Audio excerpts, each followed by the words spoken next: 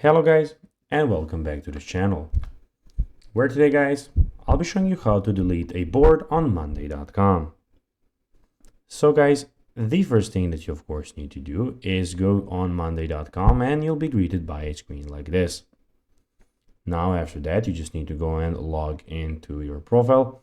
But guys, if you don't have one, you can always go and register to monday.com. Now guys, that we got that out of the way, let's see what we actually have in front of us. In the top corner, we have, as you can see, the home button, my work, and we have all of your boards here that we'll be talking about how you can actually delete them. But in the top right corner, as you can see, we have everything about your profile.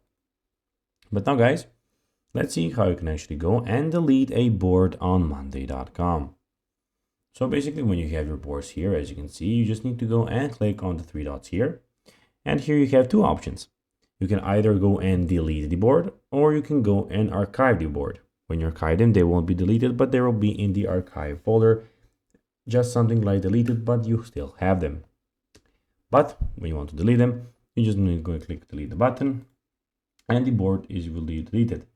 You can immediately go and click undo to undo and bring the board again if you don't want, but you can also see it in the trash, which is here, and maybe go and get it out. So guys, that'll be everything for this video. I hope that you found this video informative and entertaining, guys.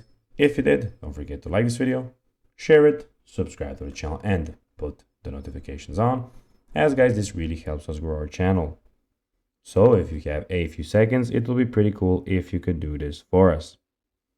So guys, as I said, that will be everything for this video.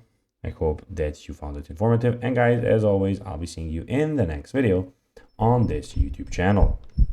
Bye guys.